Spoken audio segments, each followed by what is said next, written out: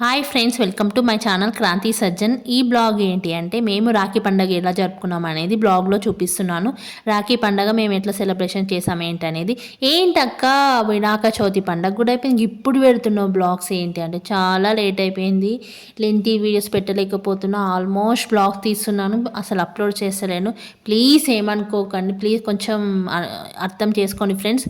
ఈ బ్లాగ్ కూడా 2 years back డాడీకి రాఖీ కట్టాను.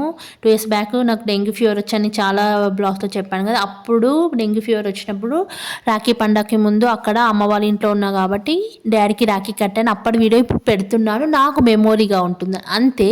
నచ్చితే చూడండి, లేకపోతే లేదు.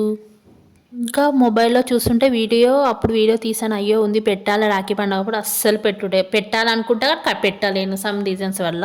బట్ ఏంది అంటే ఇయర్ పెట్టాలి కంపల్సరీ అని లేట్ అయినా ఇప్పుడు పెడుతున్నా ఫ్రెండ్స్. ఇక్కడ వచ్చేసి 2 రాఖీలు కడుతున్నా, ఒకటి నాది, మా సిస్టర్ నా అక్కది.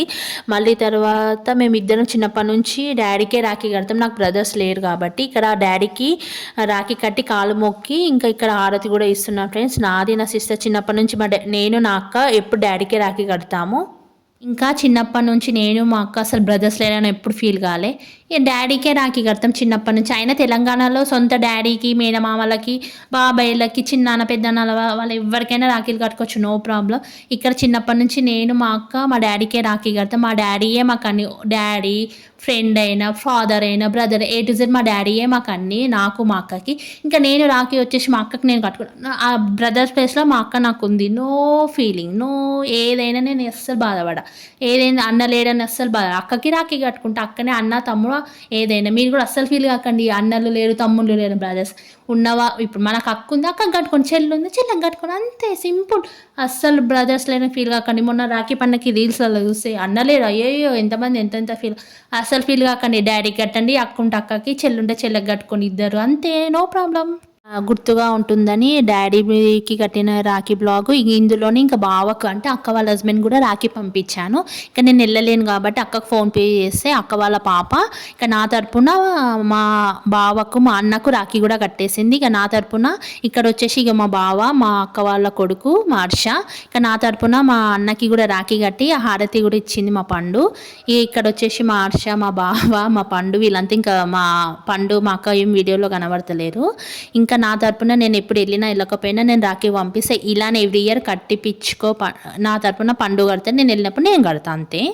ఇంకా నేను ఎవ్రీ ఇయర్ అనుకుంటా రాఖీ కట్టాలని, ఇంకా నేను వెళ్ళలేను కదా. ఇంకా ఇయర్ అనుకున్నా ఎట్లయినా కట్టాలని, నేను వెళ్ళలేకున్నా కానీ ఇక అక్క కాల్ చేసి ఫోన్పే చేసి ఇట్లా కట్టిపి పాపతోటి అని, అక్క వాళ్ళ పాపతో కట్టిపోయమని ఇక మా అక్క వచ్చేసి మా అక్క వాళ్ళ పాపతోటి రాఖీ కట్టిపించేసింది నా తరపున. ఇక్కడ వచ్చేసి మా పండు మా ఆశ కట్టేసింది రాఖీ. వీళ్ళిద్దరు కూడా ఒక బాబు ఒక పాప అక్కకి. ఇంకా మా పండు వచ్చేసి మా ఆశకి రాఖీ కూడా కట్టింది, హారతి ఇచ్చింది, కట్నం కట్టేసింది. ఇక్కడ మా ఆశ మా పండుకి కూడా రాఖీ కట్టేసింది. ఇంకా ఇయర్ కూడా డాడీకి చెప్పా రాఖీ కట్టిపించుకో అని. ఇంకా డాడీ కూడా రాఖీ మా తరపున కట్టిపించేసుకున్నాను, నా తరపున అక్క తరపున. నేను వెళ్ళలేకున్నా మా రాఖీల సెలబ్రేషన్స్ ఇలా జరిగాయి. నా తరపున మా అక్క వాళ్ళ పాప మా అన్నకి అయితే రాఖీ కట్టేసింది, మా బావకి. ఇంకా ఇక్కడ మా ఆడపడుచు వాళ్ళ హస్బెండ్ కూడా ప్రతి ఇయర్ వెళ్ళి కట్టాలనుకుంటా కానీ కట్టలేను. ఇయర్ ఇంటికి వెళ్ళి కట్టాను, అన్న కూడా లేరు, వేరే కంటికి వెళ్ళి. ఆ బ్లాగ్ కూడా ఇలా పెడతాను అనుకుని లెంత్ ఎక్కువైతుందని పెట్టలే, నెక్స్ట్ బ్లాగ్లో పెడతాను అది. ఆ బ్లాగ్ కూడా మా అన్నకి ఇలా రాఖీ కట్టే. లైక్ చేయండి, షేర్ చేయండి, సబ్స్క్రైబ్ చేయండి ప్లీజ్ ఫ్రెండ్స్, ఏమనుకోకండి, లేట్ అయింది, బాయ్.